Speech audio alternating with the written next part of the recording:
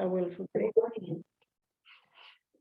So welcome again to the Africa World Heritage Day, and we welcome the keynote speakers.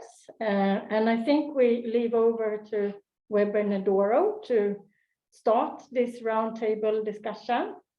So Weber, do you want to share your screen, or what do you prefer? What have you installed? Good afternoon. I guess all of us are in the afternoon in most parts of Europe and Africa. I don't have a screen to share. I was a little bit trying to think, and I want to apologize up front that I'm not used to speaking to academics, and therefore I was not very sure whether what I'm going to say would be considered to be okay with the audience you have. But nonetheless, I'm going to say it, and thank all of you for remembering that 5 May is African World Heritage Day. It's something some of us fought for many, many years, and now it's a reality. But I just thought that I would reflect a little bit, and having sort of considered that I'll be talking to mostly archaeologists, I wanted to be a little bit provocative in some ways, but maybe it may not necessarily be academic enough, but I hope it's something which you can consider in your research and in your discussions. I think on the African continent, archaeology has had a long association with heritage management and how heritage itself has been defined on the continent. If you look at most of the legislations, policies, and administrative structures, these were largely built emanating from archaeological endeavors. In most of Africa, colonial ways of heritage management and heritage definitions and thinking are deeply entrenched. It is very clear that the discourse of heritage has been shaped and practiced by archaeological professionals most of the time. Most countries' heritage databases are dominated by colonial buildings, archaeology, and paleontology. And objects from excavation dominate in the museums, and would I say also in the galleries in most African cities. This has largely militated against non-Western ideas and definitions of heritage, and the multivocality and dissonance in the legally and administrative and government administrative heritage as practiced in the African continent. I would also say that this has limited the audience of what heritage offers. Experts dominate and communities are largely in the periphery, even though some small changes are beginning to be made. But I would almost say most of the changes are more to do with lip service than reality on the ground. The origins of heritage as archaeology or colonial architecture have also shaped the evolution of cultural heritage management.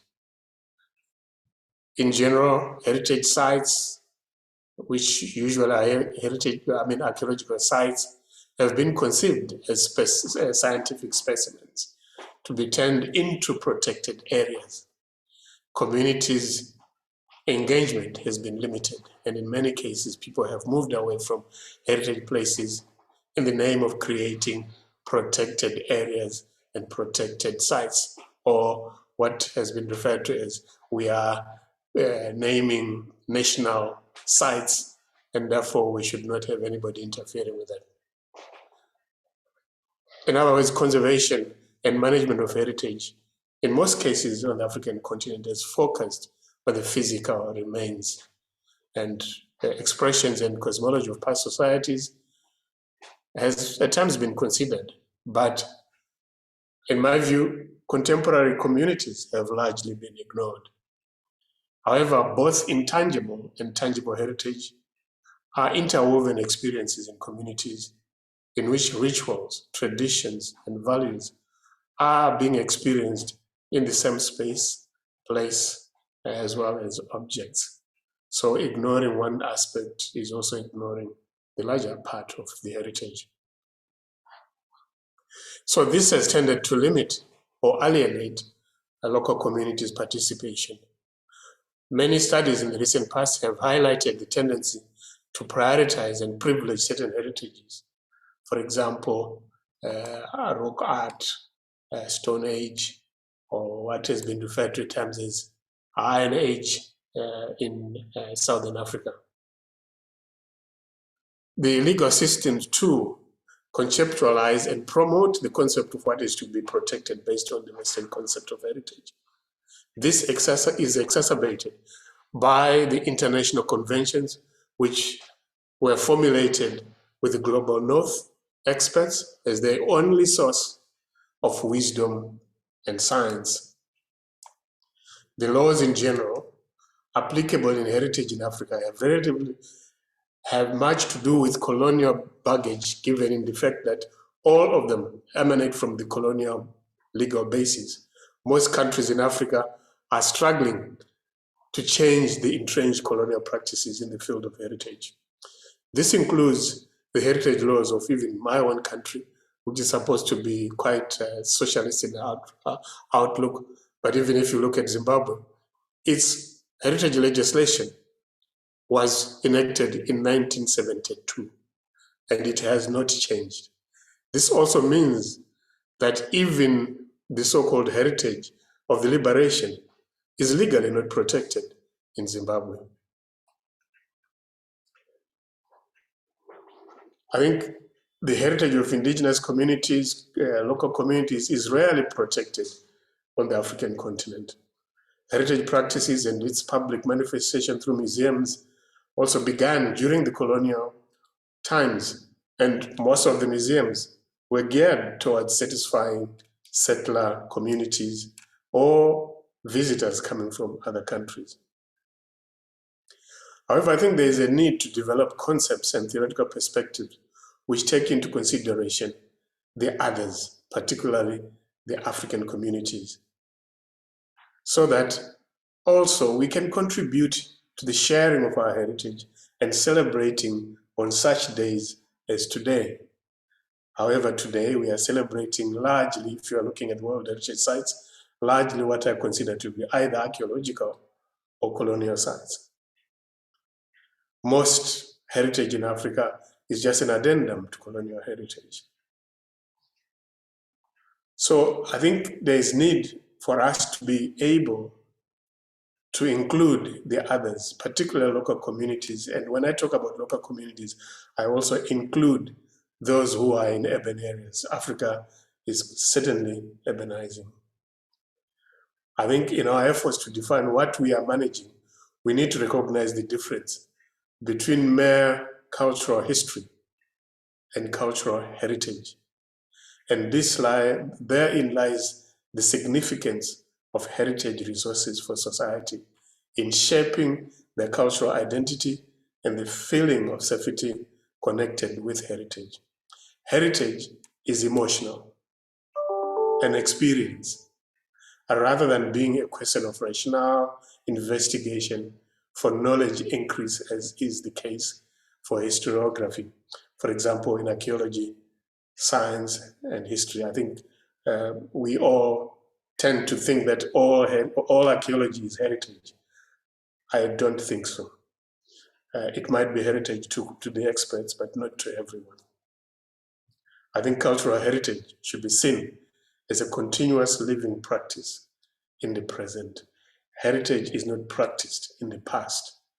It is practiced today, and it shapes communities. This is why today, with the war in Ukraine, we are being called upon to serve the heritage, not as past relics, but as something which is very critical to the survival of Ukrainians and all the people in that country. I thank you. I hope it meets the, what is it called, the academic standards, which I'm supposed to try and present to you. Thank you. Thank you, Weber. I think you are being way too modest. Of course it does, and I think it's a very important intervention. We will do all the talks by the speakers first, and then we will open up for discussion. But if you have discussion points you want to raise, you are welcome to put them in the chat. And the individual speakers might also already in the chat address some questions. Solange, Dr. Solange Macamo from Eduardo Mondlane University is coming next. Are you, I think you fixed your sound now. Do you want to test your mic? Yes, Anneli, now I am okay. Perfect. So you want me to speak now? Yes. Do you want to share a presentation, or are you? I can speak. I don't have any PowerPoint. I have written some notes. Yes. So I think I would like to welcome to send some greeting to Weber Ndoro. For such long time I haven't seen him. How are you, Weber? I hope you are fine, and other colleagues as well. And thanks for the invitation. I think the situation of Mozambique in terms of heritage is completely different from the region, even if you from the rest of the countries here in like Zimbabwe. I have been repeating this many times, and I think it is still necessary to emphasize that we are not the same, even if we are in Africa.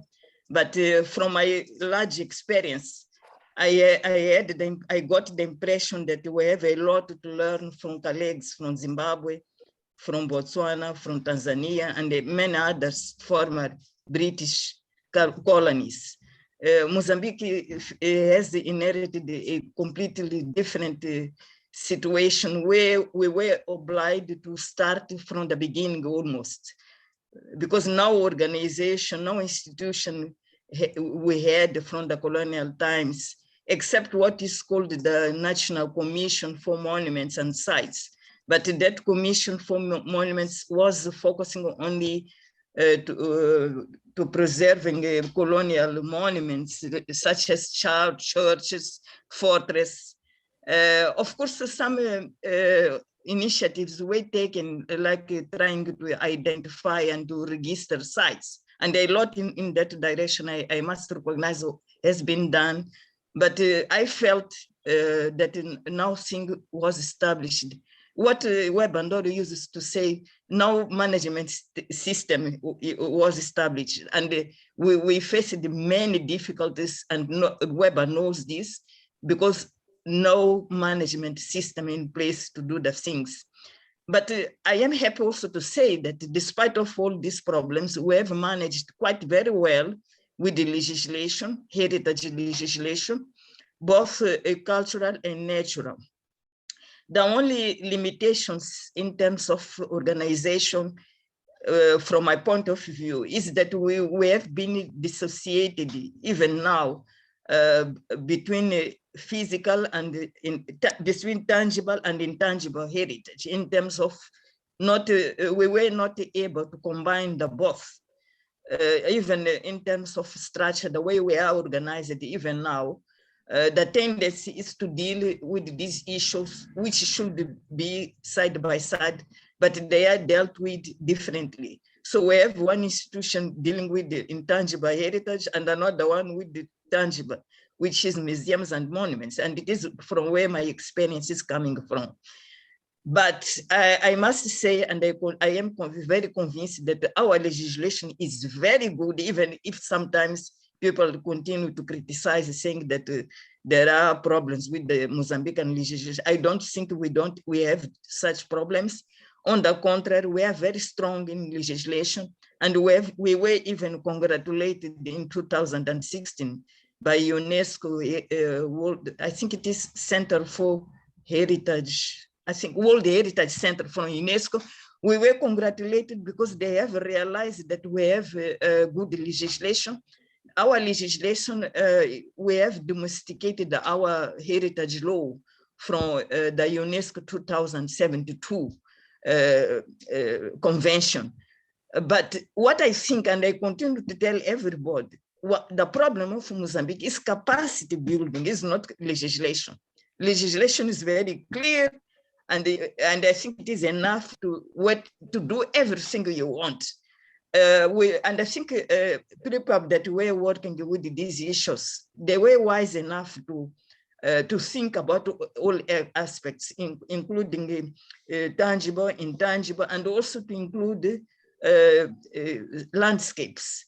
So now it is a matter of us implementing. The only problem we had the major heritage law, which is cultural heritage law, from the beginning it did not include enough include regulations. But on the contrary, our system, the way things were organized, we have a board which is advisory body. Des is here, and he knows what about I am talking. And this advisory board allows you to approach and to present and to solve problems, because it is a legal institution. But now we have all these things. We have a regulation to deal with the tangible heritage in terms of the built heritage. So we have achieved a situation which is called grade system to establish, which allows us to establish priorities in terms of treating heritage. And this heritage, this regulation, which is from 2016, also has such element which is called the Commission for Heritage Management in terms of public, private, and community management, which we have learned from different seminars and meetings. We have been learning that it is important to establish a system where you have public, private, so private sector should also be contemplated on that, and also community management. And we are doing this. As Weber said, it is also true from Mozambique. Archaeologists had an important role when it comes to manage heritage. And Mozambique, I think it is different from other countries in that communities were never neglected from their heritage. I think we are like on that, because communities were never pushed out from the sites. You have Shinyamapere, for example, you have a local community taking care after the sites, and now board told them to go away.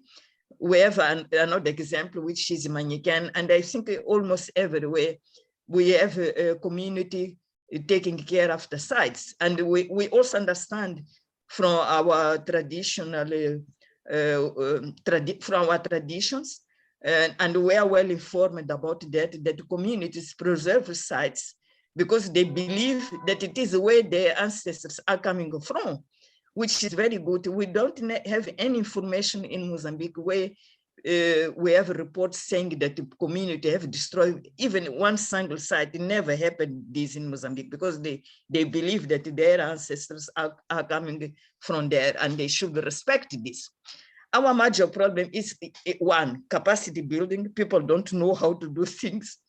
The ministry, despite that we have many archaeologists and heritage managers trained from 2014, we are around 30, and I think 30 or even more trained archaeologists.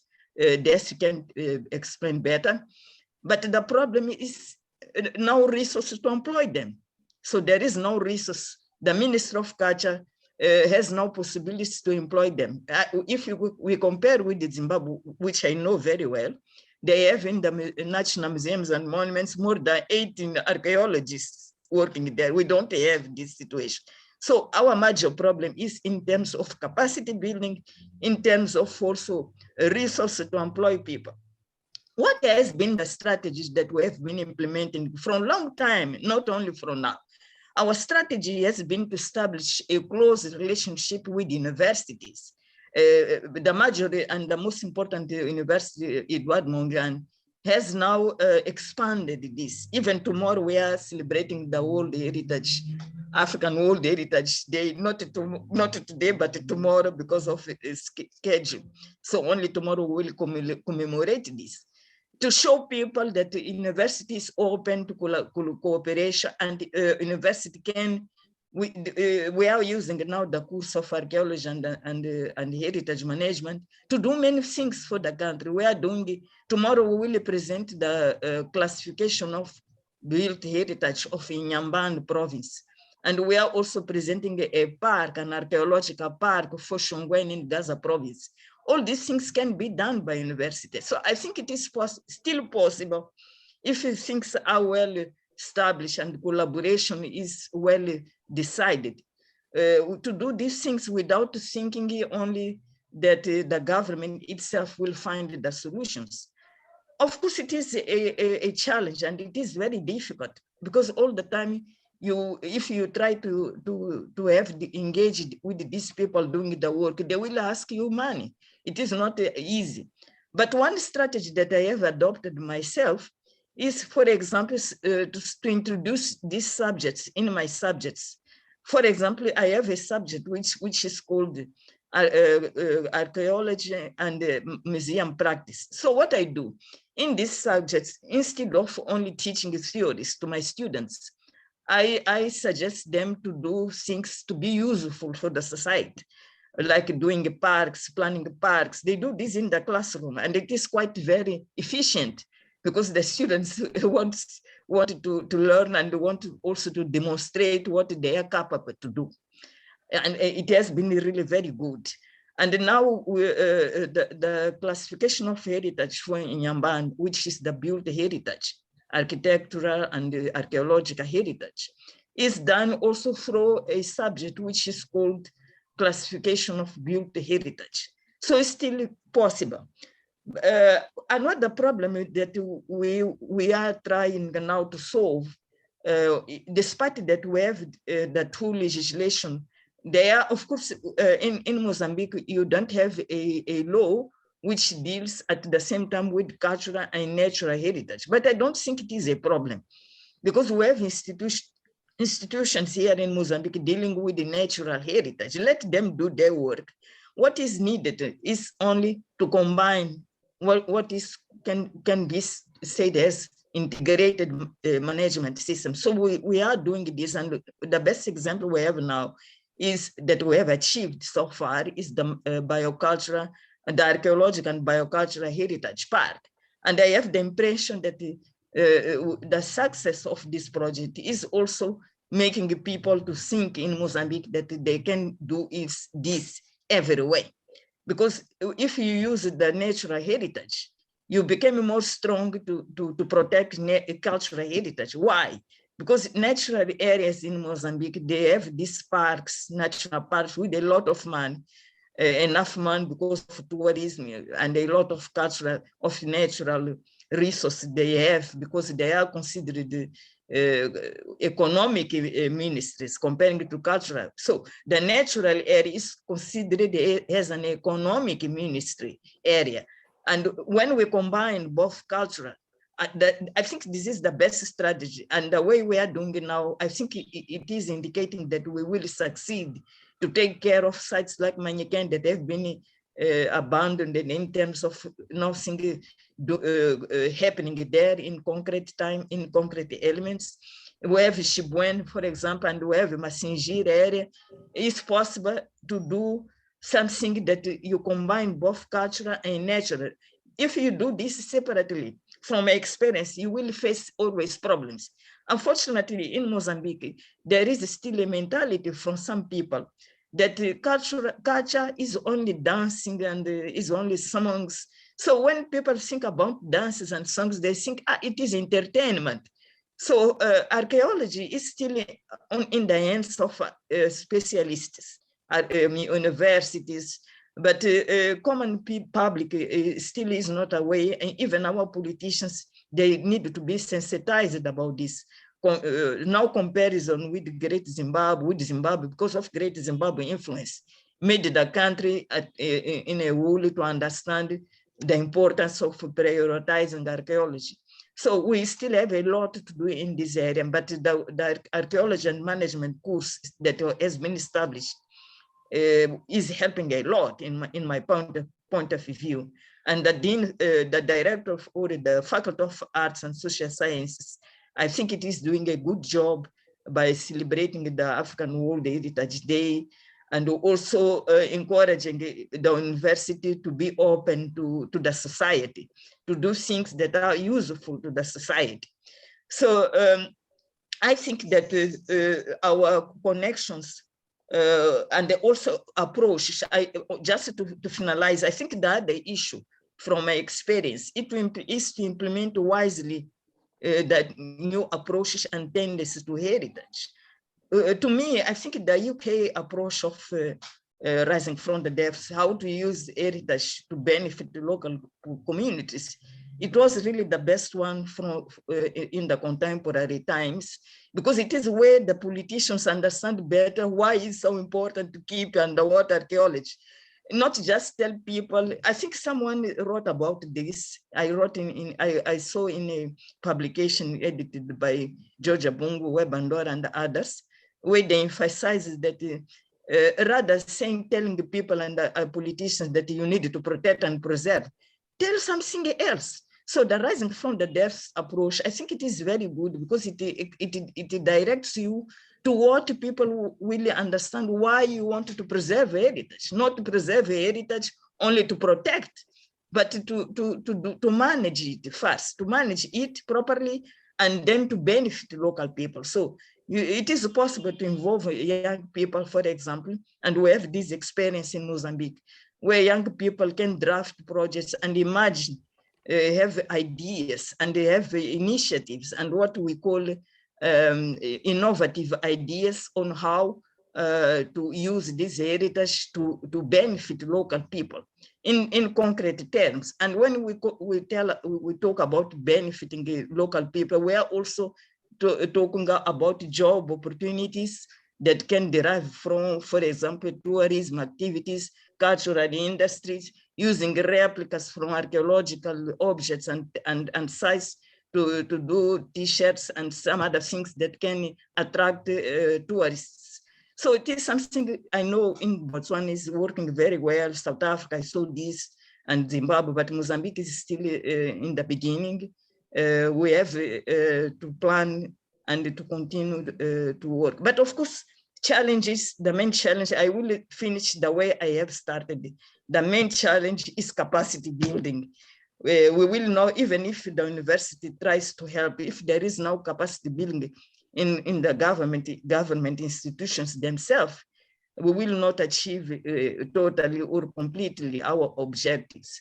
I hope that not only the University Eduardo Mondlane should be involved in taking such initiatives, but I think that all universities in the country should be given a task where they have departments of or units dealing with the heritage, something like this, or even architecture, to contribute also to heritage preservation and management, because heritage in Mozambique is a very important resource. People don't realize, because they don't understand, that the schools so far has been only preserving, protecting, but it doesn't really explain. And I think even the long problem we had with the underwater archaeology, it was the way we discussed the problem, because we always said to our politicians, we needed to preserve, we needed to protect, and they ask for what? If you have, for example, thousands of porcelain, why you wanted to preserve? So we needed to change the way we approach to this. I started by saying that combining the cultural and natural heritage, which is the biocultural heritage that was conceptualized by Annelie and her colleagues, is a good start, is another way of approaching heritage. And the other one is how to benefit local people. It is when our politicians will understand better and even can start to give us more support. Thank you. Thank you very much, Solange. So we will open up the floor for discussion once we have heard all the interventions from the speakers. We go over to Ibrahima Thiaw from IFAN-Université Senegal. Okay, let me try to see if I can share.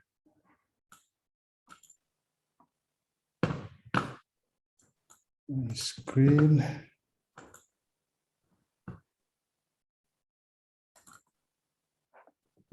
We see it, it's perfect. Okay, thank you. I appreciate being invited to this panel. I also take the opportunity to greet my co-panelist, Mr. Weber Ndoro and Solange and Ndlovu, Ndukuyakhe.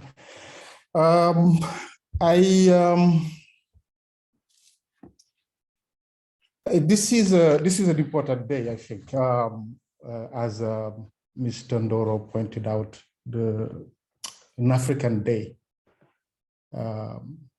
for celebration of heritage. To me, this is the celebration of Africa's contribution to the world, and it's important that be acknowledged because, as I intend to demonstrate in this presentation, we are still very, very, very far away from appreciating Africa's contribution to the world. So I look at heritage as something very broad. And this is why I'm not gonna focus on specifically on monuments or site, but I'm gonna be focusing on, this is about the celebration of cultural production, about life itself and preserving the landscape we live in. So heritage does include all of that. So I'll start with current events, actually. But before that, let me quote Ashimembe, who 2 decades ago wrote that the African human experience, quote, the African human experience constantly appears in the discourse of our time as an experience that can only be understood through a negative interpretation. Africa is never seen as possessing things and attributes properly part of human, or when it is, its things and attributes are generally of lesser value, little importance, of poor quality. It is the elementariness and primitiveness of that primitiveness that makes Africa the world par excellence of all that is incomplete, mutilated, and unfinished. Its history reduced to a series of setbacks of nature in its quest for humankind. I think that is very powerful.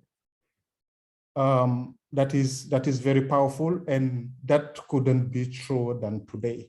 And when you look at the current events concerning Africa, the way Africa is displayed and talked about, is you still feel that. And my presentation are starting with these issues just to make everyone aware, including those in the media, that there are a number of statements that continue to really have a very, very strong impact on African children, on African people, on African communities. And I go now to the current events I mentioned. When you look at the media these days, everyone is talking about Ukraine. And but the thing, Ukraine and Russia is very far. This is a world tragedy, as you all know. But the way Africa is brought into the discourse is already so negative. And sometimes you even don't understand why all these predictions, it's like Africa has no coping mechanism of whatsoever to deal with crisis. And this is so troubling. And when I say coping mechanism, I'm talking about a heritage that has been developed for years, for centuries by Africans to cope with crises of all sorts. And I think that archaeology has largely proven that this mechanism existed. But still, you look at the media, it's all over the places. And this was true for COVID, apocalyptic prediction. It was like all the dying in millions or thousands in the street. And these things continuously put African contribution on the margin.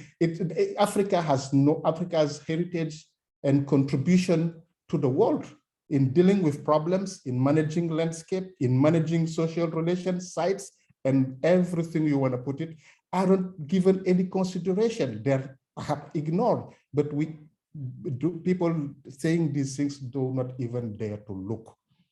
And quite more often, these are coming from big international organizations. And this is why it is so troubling. So where that take us to? That takes us again and again to decoloniality. We have to decolonize the way we think of heritage, the way we practice it, the way we see and view Africa and its people in the world. And the things they produce, their heritage, that may not have any value to other people, but it has a huge value for them. And it is through those cultural productions, sites, monument, belief system that they have been coping with for centuries. Either it is acknowledged or not, either it is, and it is sustainable. It is sustainable because it is still pretty much alive in many places. And one thing I may disagree a little bit with Solange is that there's no capacity building. People have capacity. These sites survive. These beliefs, these practices survive to us from deep time because they have been protected. Because people had capacity to handle it, to take care of it, and to transmit it. So we need to change the way we think about Africa and its heritage and its people and its landscape and its worldviews and ways of life. And let me go for another quote, because heritage is not just about us in the present. It is something that we receive probably from the deep time, from the past, but it is also something that may or may not have a future. So Paulo Freire, a Brazilian psychologist, said that the future depends on what we change or what we preserve. That's at the heart of heritage preservation. Because what we decide to transmit, that has value. And there are always in every society's moment where you get rid of things. So that is extremely important. So at every moment in time that we make that decision, we do select what we want to transmit and what we want to get rid of.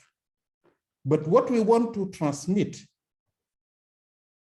is what we trying to carry into the future. So this is extremely important. And this is to say that heritage is not simply a site of past knowledge confinement and retrieval, but it is a site of knowledge production, because we continuously rework that heritage, adjust it, and make it consumable and transmissible for the future. We constantly trying to shape the future via heritage. So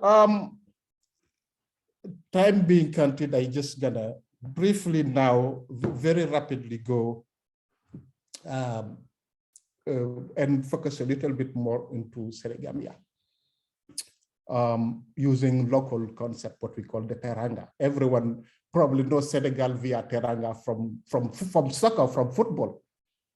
But we in Senegal, we understand teranga, and the visitors to the country know that this is an art in hospitality. It's also social networking. It is relational, and it acts as a catharsis.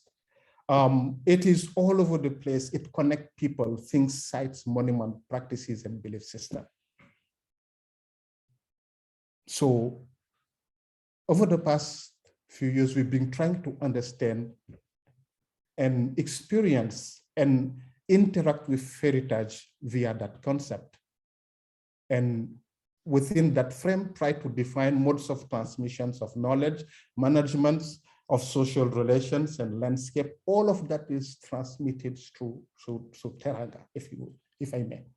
So this concept provides us new readings, new configurations, and new lenses for experiencing heritage from a Senegambian perspective. All I'm trying to do here is to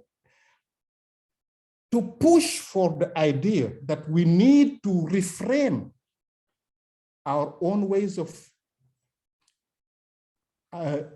looking at heritage, our own way of defining it, our own way of consuming it.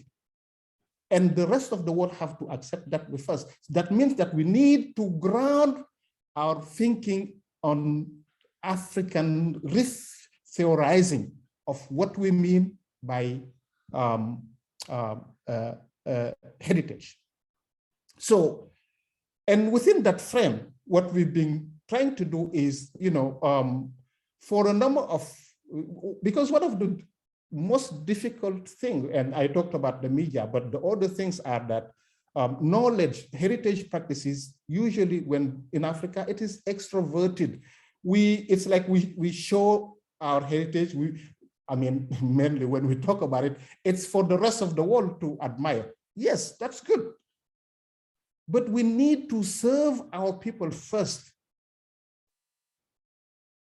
When you write, in English or French, it's circulated in big libraries, but the local communities have no idea sometimes that has even been produced. And most of the scholars on site, they come, they study, they publish, it goes, and no impact, very little in most of the cases. So we need to rethink these things. And we need to engage in new constructions of meaning that take into account African sensibilities, worldviews, and language.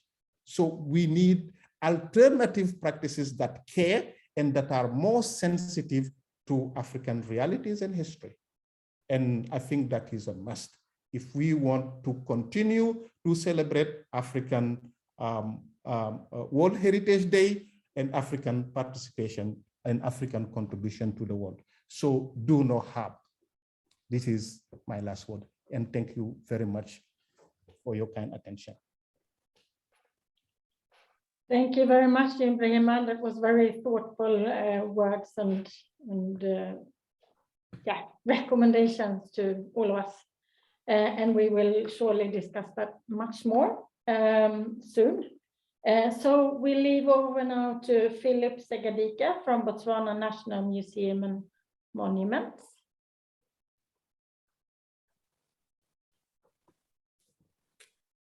Thank you very much. I hope I'm audible enough. I have something to share, just quickly. Oh.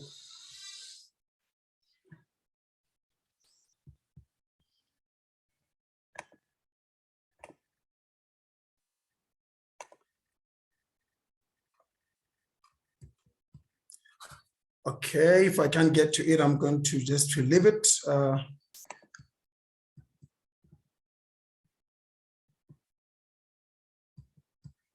I'm sorry, I can't see it now, so I think I'll have to. Maybe if you have too many windows open, it comes down. So close a few windows. And okay. you will find it.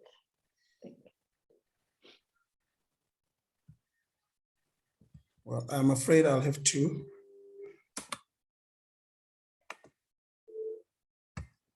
Okay. Well, let me just proceed, please, because I seem to be.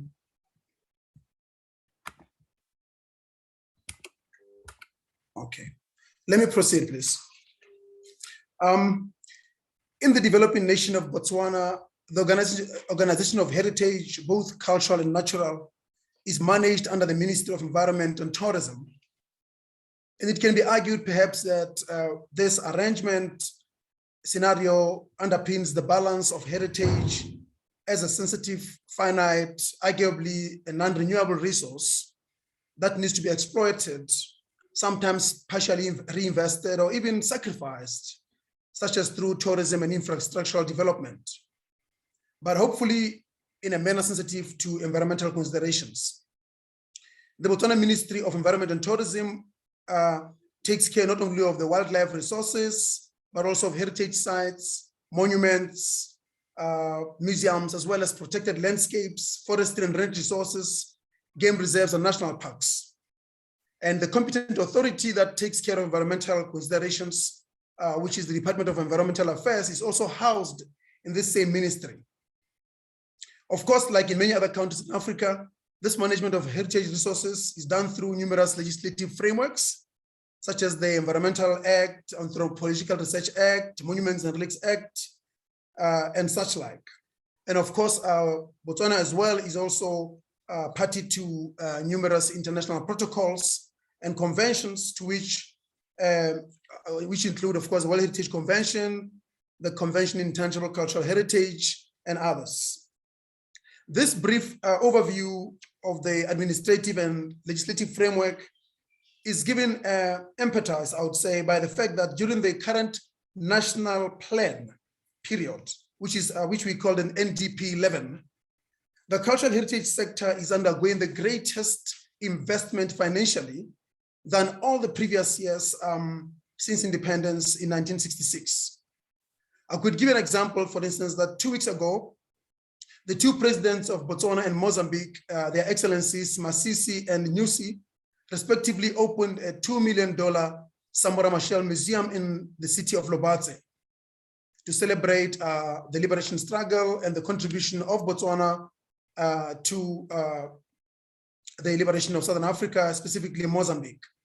And today, this morning, the Minister for Presidential Affairs and Public Administration, Honorable Moroy, was in the city of Molepolole to inspect the ongoing construction of a Molepolole Museum that will celebrate the culture and history of the people of the Kwenen district of Botswana.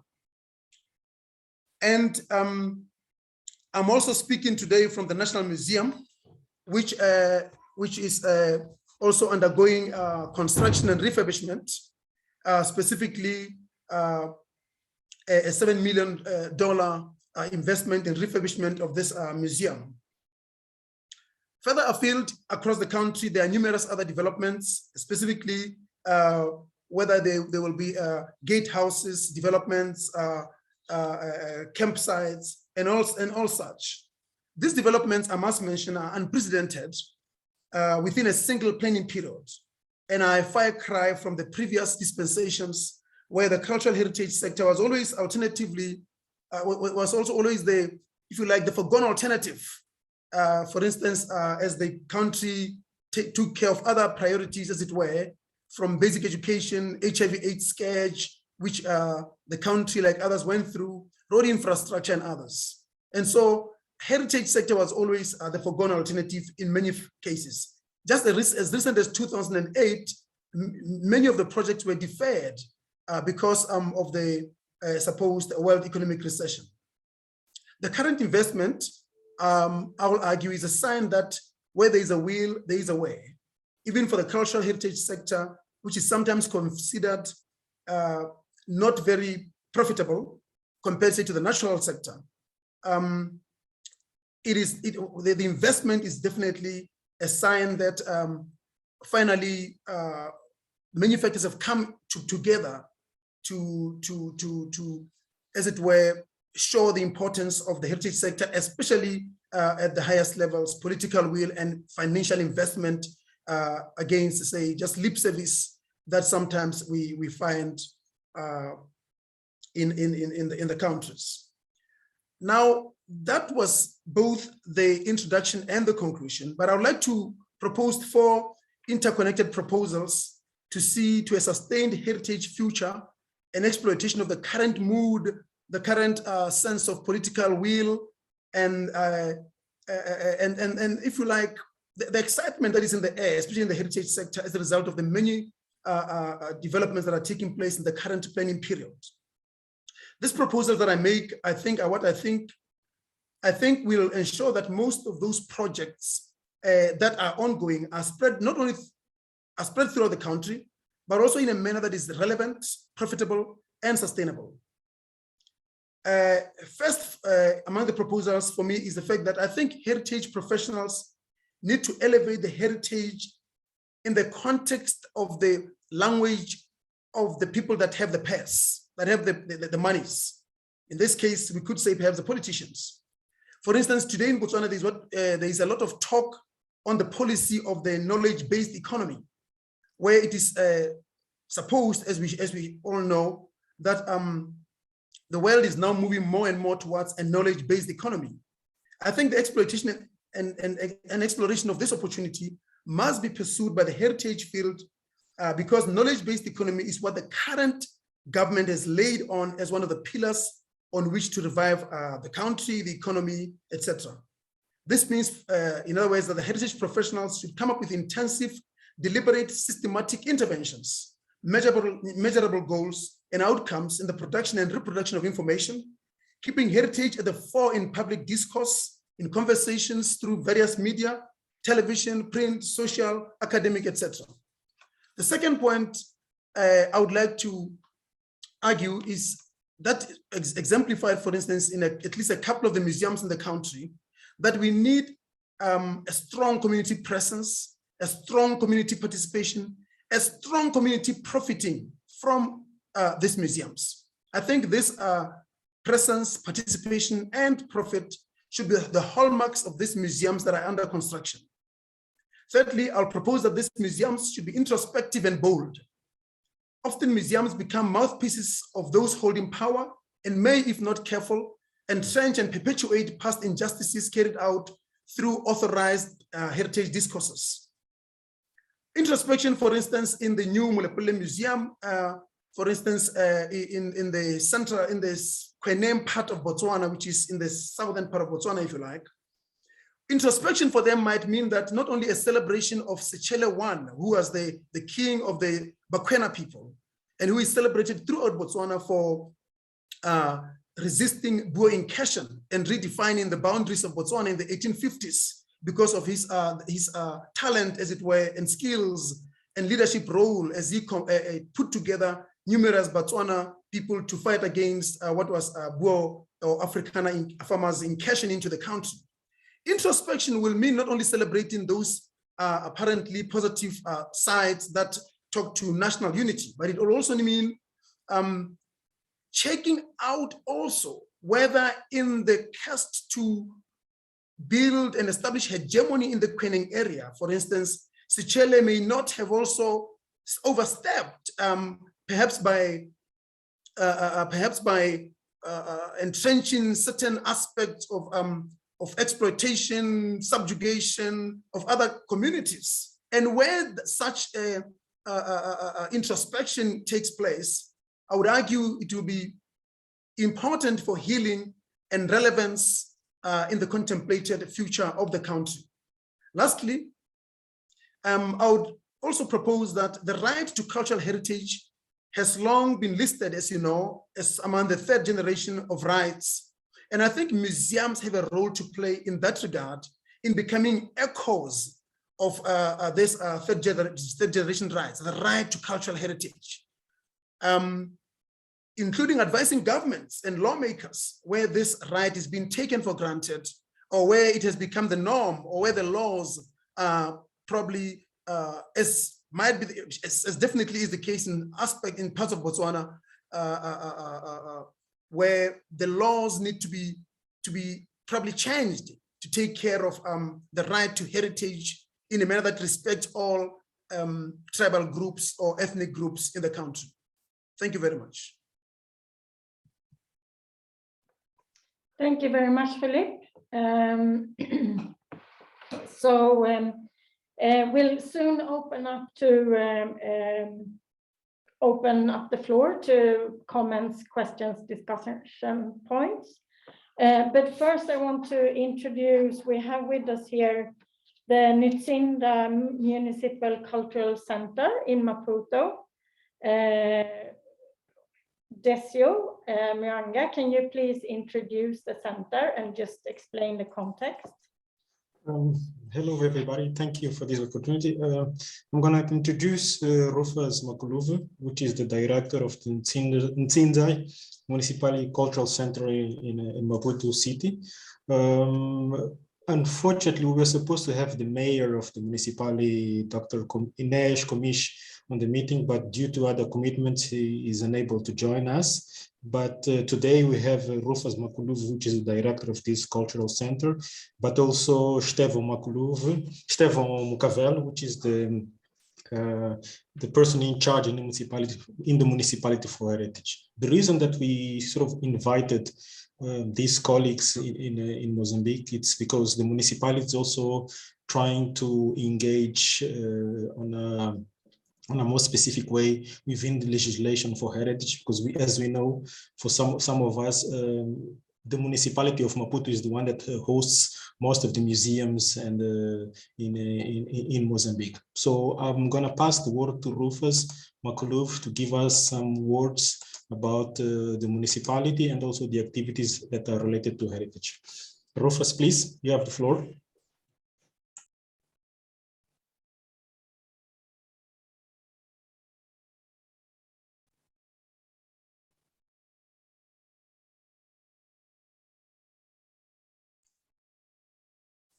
Number of other commitments, but the thing is that the municipality of Maputo takes the issues of heritage very seriously.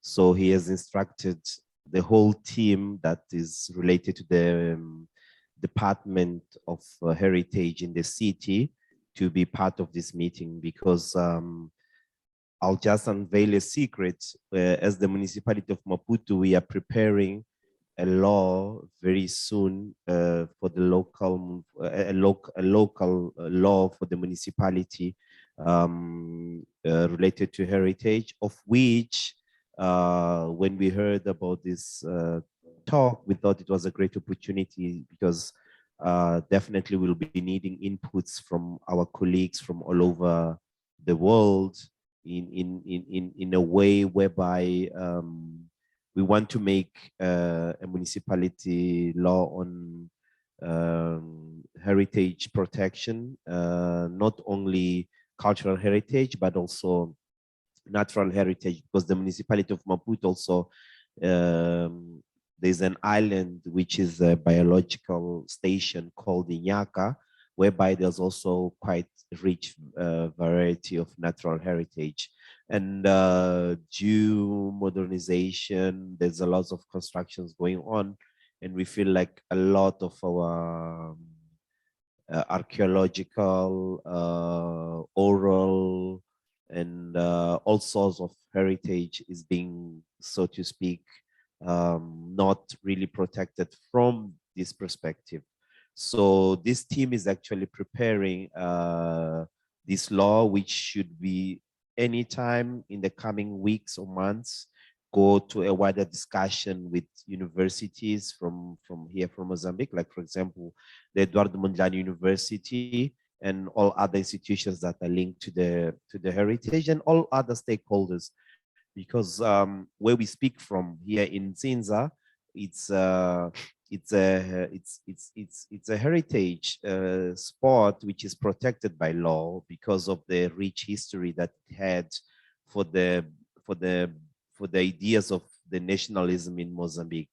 And we tend to find that we have a building yet which has been really rehabilitated, taking into account the national heritage law, but still we have a lot of stories around which also need to be collected and be told for safeguarded for future generations to be known. Like we are thinking to incorporate several aspects within it, and I think listening to all specialists today, it even gives us a lot more of power to move on and inspiration to move on, because some of the ideas that we heard today are to be incorporated within this municipality heritage management law. Because as Desio has mentioned, Maputo is the place where most of the museums are here, and new museums also are being built. So we think that as a city, we also need to take care of our own space, geographical space, and also the intangible space, because where we are in Chipamanini, we see lots of people who know about certain traditional practices, which we think also they should be safeguarded. And as we speak, we have a team that is recently quite new.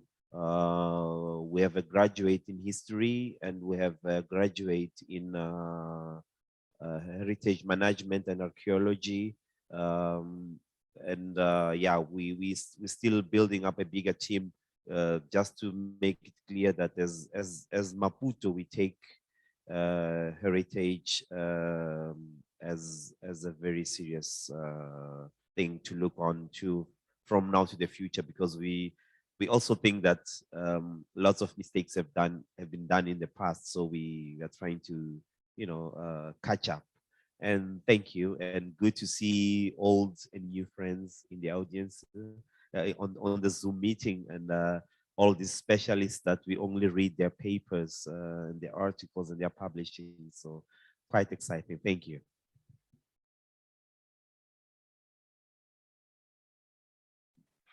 Thank you very much, Rufus.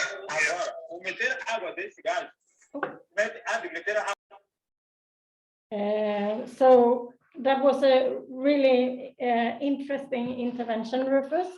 And I think it's a really nice example of having you joining us from where you are in the museum to talk about collaborations.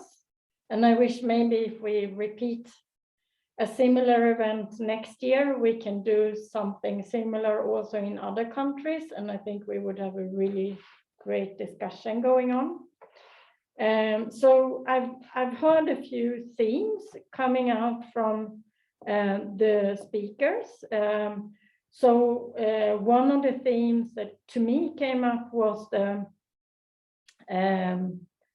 importance, so that was in Philip's talk about the not forgetting that the museums are public places where we can take the opportunity to raise debate, and the role of those public places in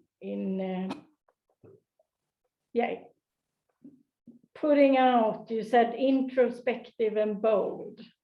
And to me, that connects to what Ibrahima reminded us of, that we need to think carefully about what stories we are telling. And that to me also goes together with Weber's talk about the importance of having an inclusive heritage management, and that goes across the board, whether you are doing archaeology in Africa or if you're working with museums or heritage management. And to me, that inclusiveness goes really, is interwedded with the narratives you tell, which Ibrahima spoke a lot about, and I think is a really important perspective. And Solange connected to that by, I mean, she also talked about the importance of community knowledge and protection, which is very strong in Mozambique, but also raise the need for capacity building, then talking about capacity buildings amongst officials and people working with heritage to kind of tap into the local expertise and experience and knowledge. So I want to open the floor now for discussion points. Please raise your hand using the reactions function, or in the participants list, you can raise your hand and we will have an order of speakers. So the floor is open. If you're very shy about speaking in Zoom meetings, you are welcome also to write questions, comments in the chat.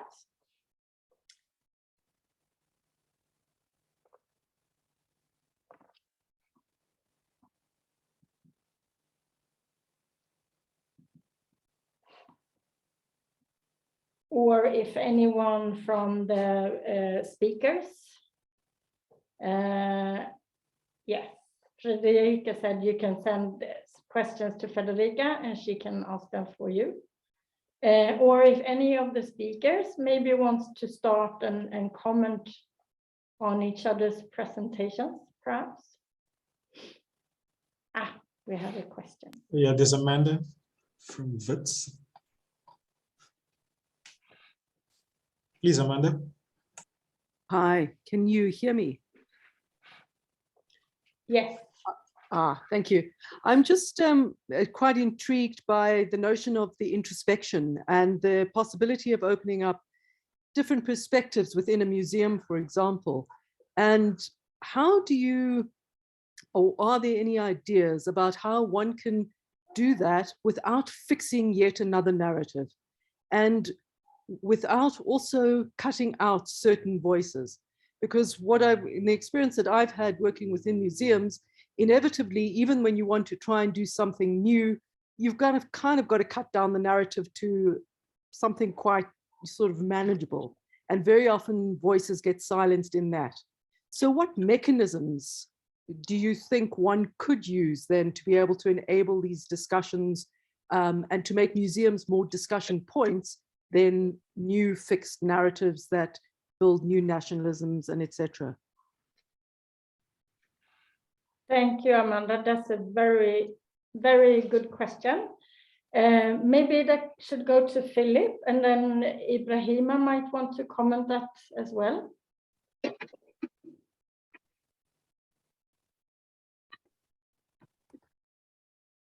Okay, thank you.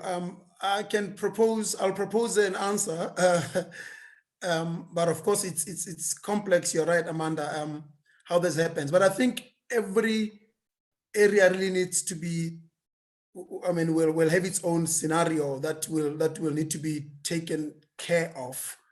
My thinking is that, for instance, in Botswana, we have had the history, for instance, of what we call regional museums. Some of these museums started more probably celebrating the ethos or the stories of a specific ethnic group, which by chance might have been in the past a group that would have been establishing hegemony over other smaller or minority groups or other groups.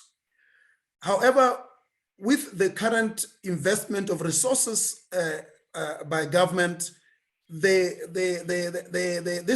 museums, and also partly to justify why government should put so much money into those regional museums, it had to talk about now the region.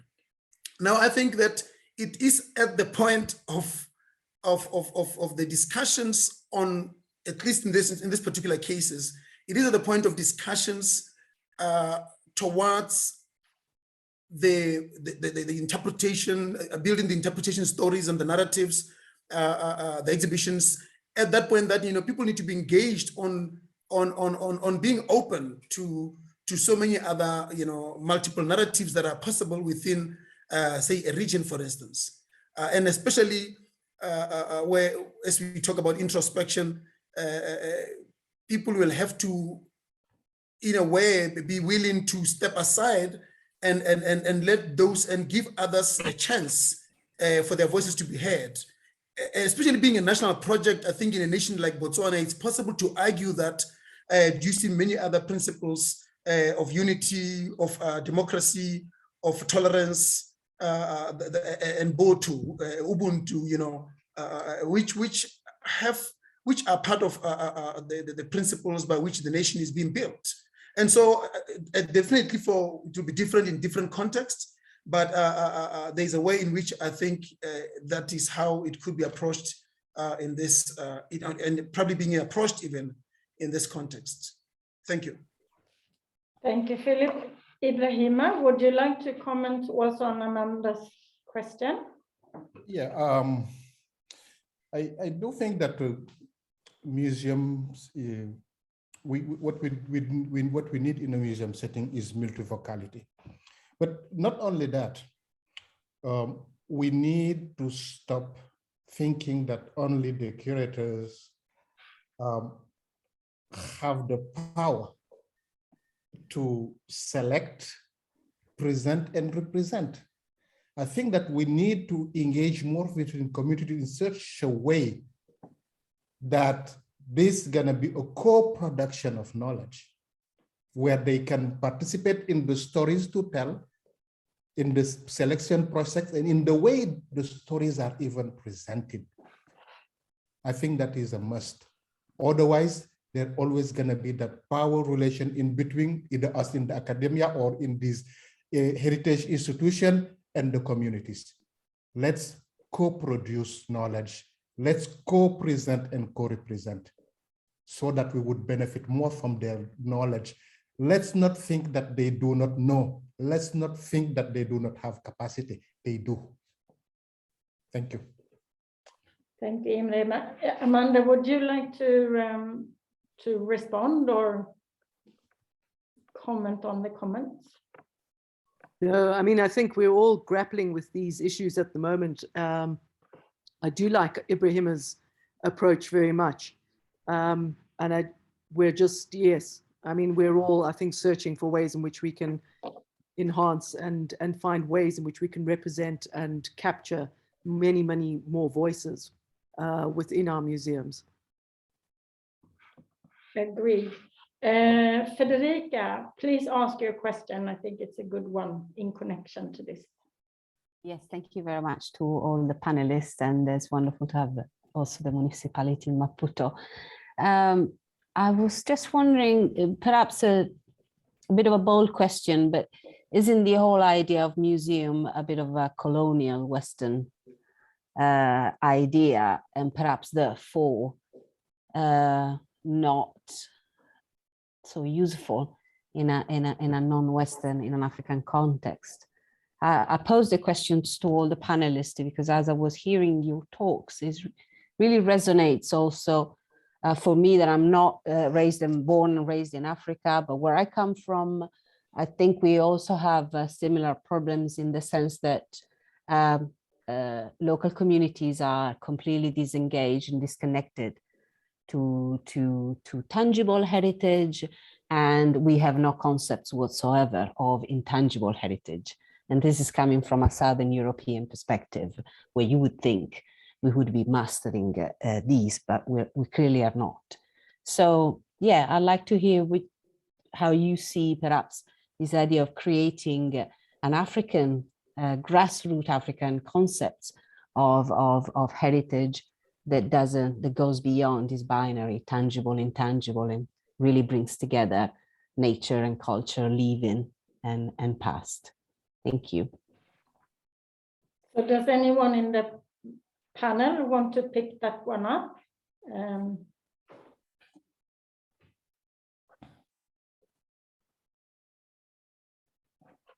Weber, I give that you the. I'm not so sure I'm the best to answer that or to try and discuss that. I have a very different view. From my own experience, most museums in Africa, or at least where I come from, and I've lived in different parts of Africa, I find it hard to include other perspectives other than the elitist perspective. I don't believe in imposing. I think if the museums don't have any currency in that community, I don't see why it should be forced on them. Having said that, these are things which we inherited. They exist. And those who, because some people may not necessarily like the museums, but others want them, others like them. But I think where I'm opposed to these things is where the museum or even a heritage site is presented as the only heritage for communities or for people. I think there are new developments. I think Phillip already indicated on the museum, which is it in Lobase, on Samora Machel. There is also the museum in Dakar, which is trying to break away from our usual concepts about museums being all about archaeology and trying to educate people about our knowledge and all that, but trying to make these things interactive.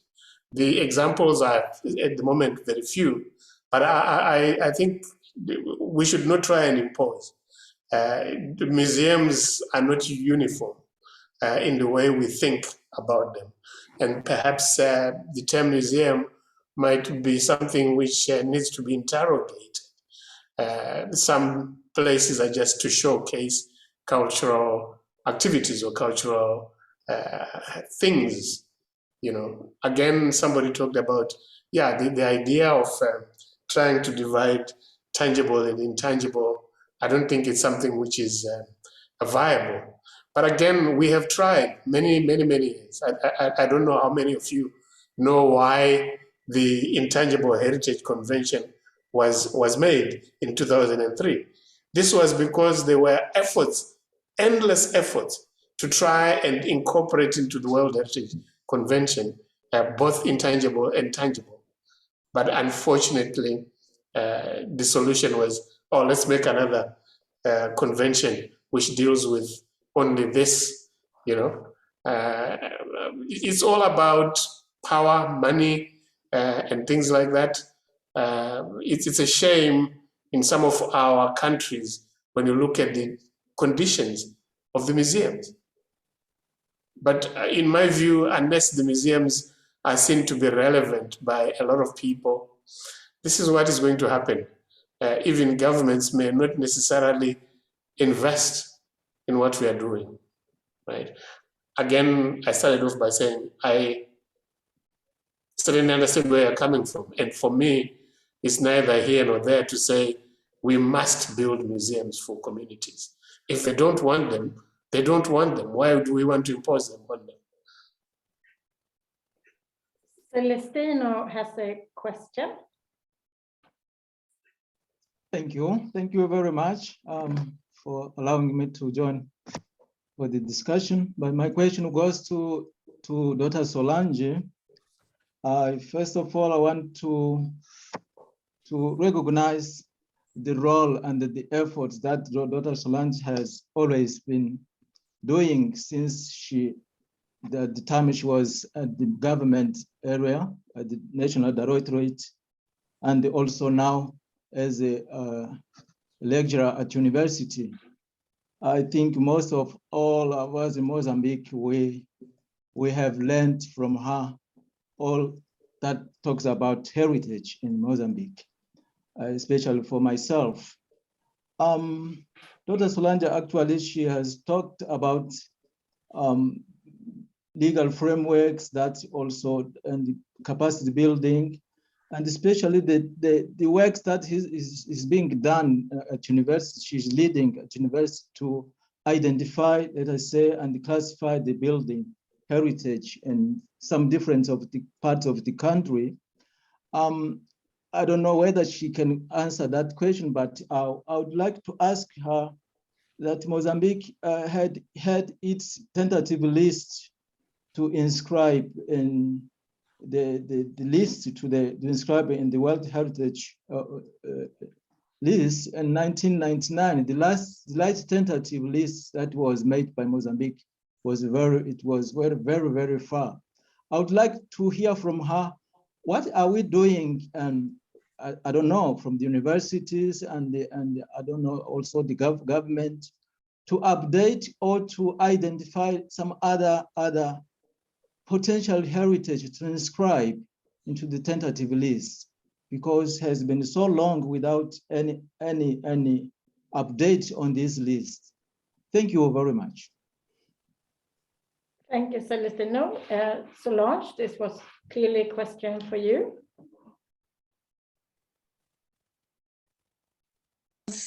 Very clear question. What we are trying to, and thank you for your nice words.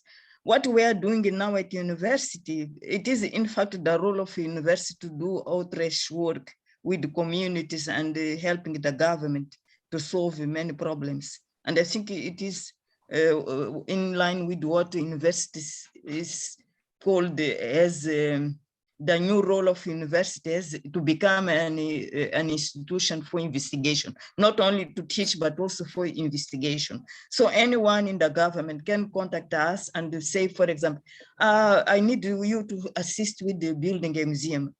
I was requested very recently, just as an example, to assist to build a new museum to protect against disasters. It is what they say, against disasters after he died and Kennedy. So we are organizing now a team to deal with this, and we wrote terms of reference. They were really very happy. So the university is acting like a consultant's body. It doesn't mean that we don't have power, for example, to determine tentative lists, because it is really government tasks. But we can, according to the rule at university, because university is becoming a research institution, not only for teaching, especially Eduardo Mondlane, we have the right to advise the government, anyone, to do things.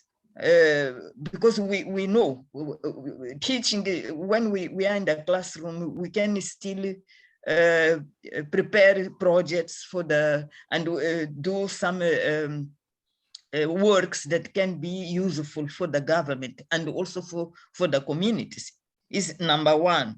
And secondly, in Mozambique, there is a new law now of decentralizing everything. In the past, when I was in the government, many things were more centralized, and also because of problems of lack of personnel, not only because we wanted to centralize everything in Maputo, but also it was a way of solving, a strategic way of solving the problems in face of the situation where you don't have enough qualified people in all the provinces. But now, good thing happening now, it is, I like this. We are now ongoing a political system of decentralizing, which means that anyone in any given province or district can contact directly university to ask for support. So our support is only on technical and scientific terms. We will never touch things like how is going tentative list, because this is really governmental things they are responsible for, not the university. But if they come to us and they ask an advice on that, we can do it, of course. In this year, tomorrow's celebrations, we are inviting the UNESCO representative, and he may be willing to advise that the university assists on that direction. We don't know what can happen. And we are also inviting some provinces from Nyamban and Gaza to advise us if they are happy with what we are doing with the park in Shongwen and with the classifying the buildings, if they would like to see other measures. What will happen after we have done this work? We will simply report to them and give to them. The next step is up to them. Now with the decentralizing process, it is possible to classify all these buildings from Nyambani in Nyambani without going to central, to the Council of Ministers or to the cabinet meeting in Maputo. It is not necessary. And I think it makes us more comfortable in the way of we don't need to go far to solve things. And it also makes people to be very free to do it. And I think it is really a good process now, ongoing process in Mozambique of decentralizing. And I wanted also to add more on museum stuff. I think from my experience that people really don't like very much museums in Mozambique. I think people like more monuments. And Weber raised a good point. We are not going to force people. People, they don't appreciate much like in Europe. In Europe, people are very happy seeing art museums, things like that. People don't care about these things. People, they are more concerned about something that can be useful for them. I am not saying that museums are not useful, but I think to have something directly to solve your problems in your life using the museums is more difficult comparing with a site, for example. And sites are, as I said before, you can combine culture and nature. And in natural people, I have a lot of money. It is possible to employ guides and to train stewards to deal with these things, to organize tours. And it is also possible to contribute to development. You can open restaurants near the sites and do many things. But most of the museums in Mozambique are in towns. You can't expand this kind of activities in such a way that we involve local people. And I think, as said my colleague from Botswana, it is also true. Our politicians, they prioritize more liberation war sites. And when I was in the ministry, I did a lot on that direction. So we have to respect what people wanted in each moment. Thank you. Thank you, Solange. More questions, comments? While you are thinking about more questions, I will lower Solange's hand. I can ask a question to Phillip.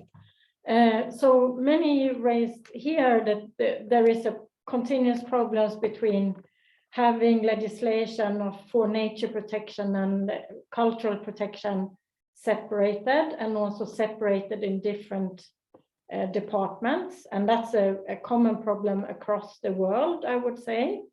But Botswana is then unique in some senses because you sit under Ministry of Environment.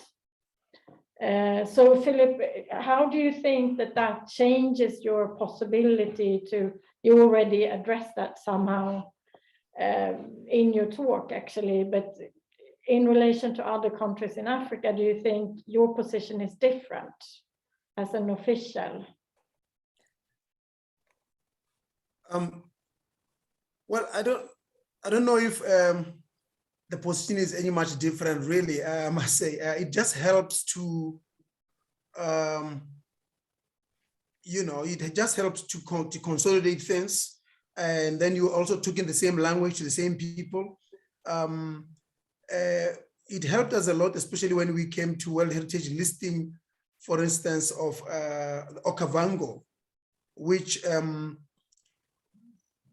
even it is traditionally is not taken care of by the national museums and monuments, but rather by the different department.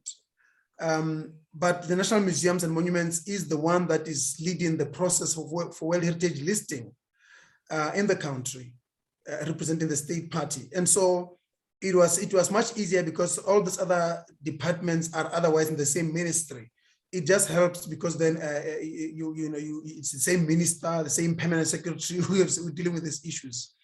I think it also just helps in the sense that we are able then to also share ideas much easier than in the past when we used to be in a different ministry, say with the wildlife people, and even share some of the projects together. It helps a lot also to broaden the horizons regarding really what is heritage and the care, sharing ideas between the two, the various entities that take care of heritage in the country. Yeah, but otherwise, you know, even though in other countries, even though it might be different ministries, it's still the same governments. And so I guess at the end of the day, it may not be as difficult, but it depends. I think it seems very difficult to get collaboration going in countries. Yep. Because they are, even though there is always spoken about that coordination is important, it seems to be difficult to make happen still. That's right. So more questions?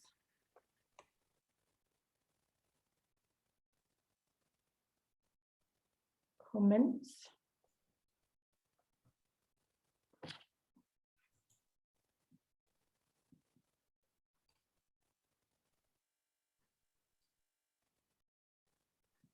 So Solange is chatting still about the tentative list.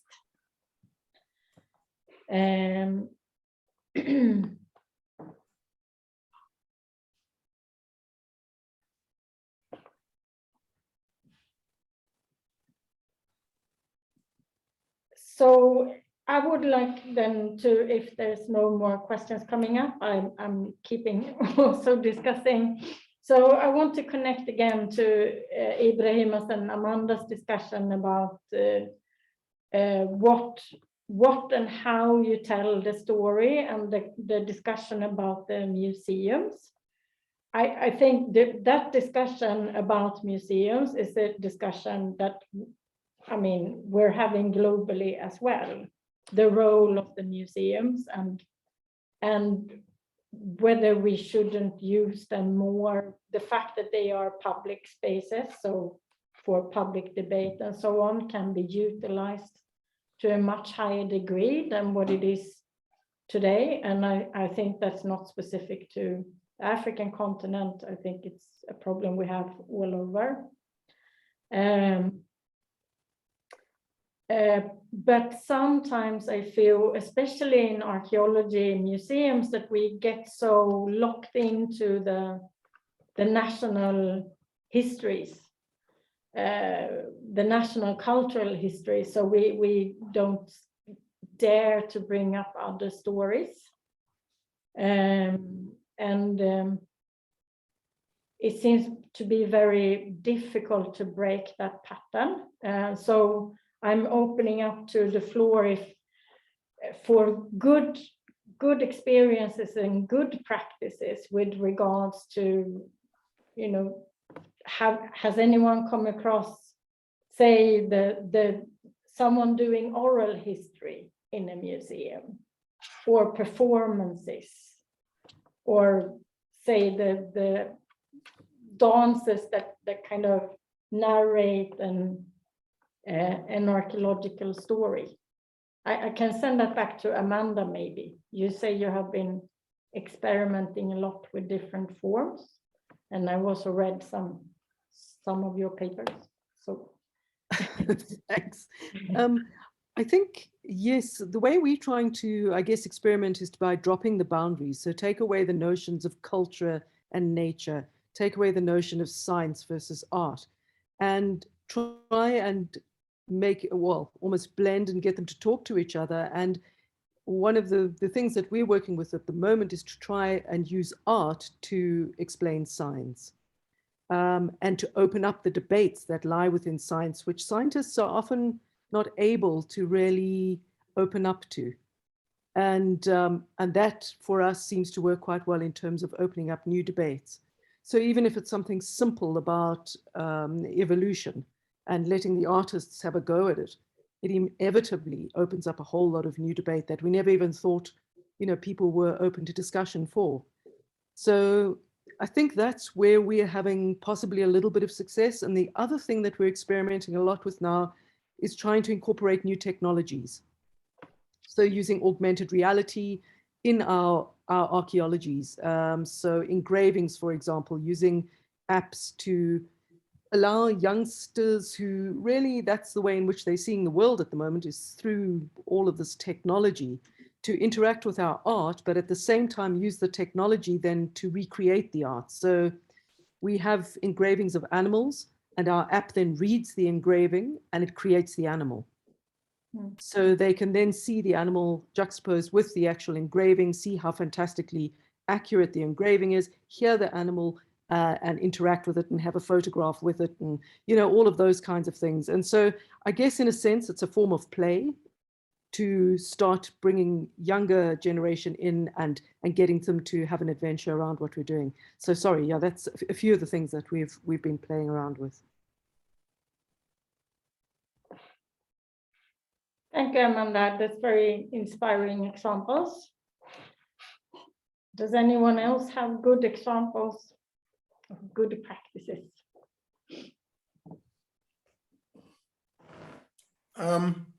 If I could make a comment, perhaps in the proposed, in this museum, which is under construction in 50 kilometers outside Gaborone in Molepolole, one of the things that the local museum has been doing for years very successfully is an annual festival that they call the Tubaruba, which is song and dance, poetry and all that, and other cultural expressions and exhibitions. And when the National Museum was going into collaboration with the local museum to build this new museum, it was very clear that the community wanted to continue that particular part and to have it as part of the landscape, which is actually more of an archaeological site. I mean, it's really supposed to have been a site museum.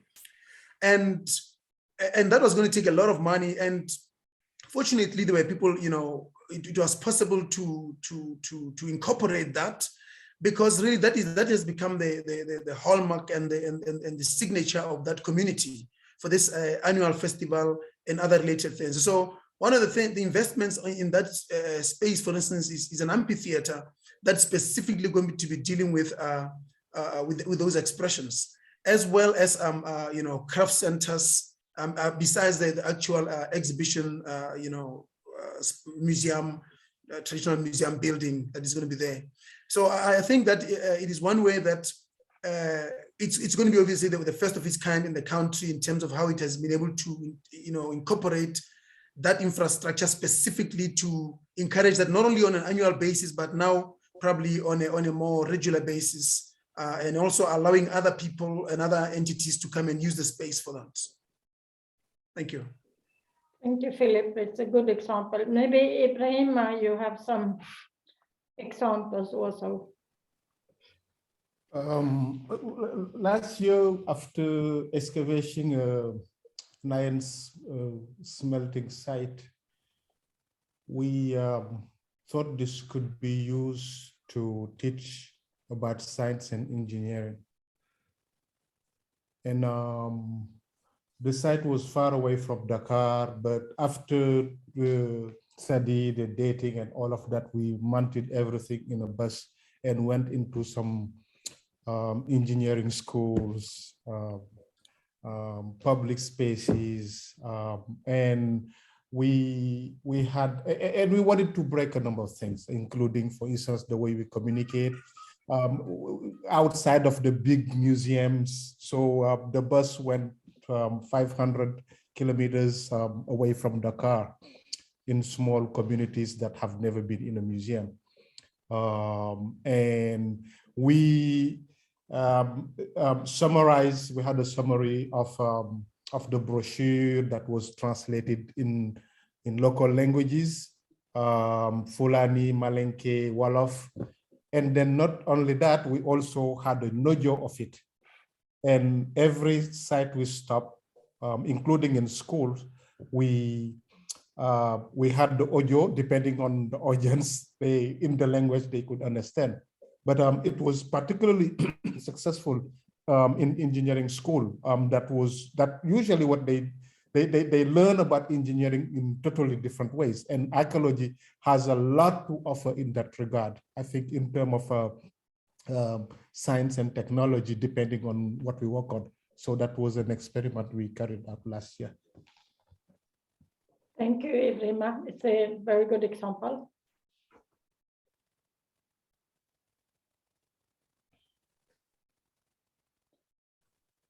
So any more questions and comments or positive suggestions about how to present heritage. May I add also, since I was personally more interested on new ways of theorizing and thinking and practicing heritage and museum, and we tend to understand the museum the way we received it. It's the big building. It's like, well, if you do not have that, you do not have a museum. And of course, that's not probably the most attractive for many communities. So I tend to think that there are museums everywhere in Africa. It's just that not in between walls, but there are museums everywhere. So I think let's experiment that to display and again, you mentioned oral traditions in museum. I think that there are a lot of cases about that. Years back when I was in the Musée d'Art Africain of IFAN, I did a lot of that. So let's also see the museum as not only within wall, and people do have a lot of things that really are museum practices, but not within those walls. So I think that if we do that, we will discover the richness of African heritage and museum practices all over the places. So we just need to turn around the way we think about these things sometimes. Yeah. Thank you. Thank you, Ibrahima. That's a really important point, and you're quite right. Like where I've been working in Mozambique, you actually have a village center everywhere. Like if you want to convene people, there is a place, and there are a lot of heritage activities going on there. So you're precisely right. So we need to kind of learn how to work better with those existing practices. Okay, I think we maybe are getting ready to finish this nice discussion. As I said before, I hope we'll organize an Africa Historical Ecology seminar every second month. You will all be invited to that. It will be on Mondays, the same time as we run this. And next event will be only in July, so it's every second month. And I hope you're all joining us next time. We still haven't decided who will present. Yes, so applause to our speakers and applause to very good comments from everyone. And thanks for joining us.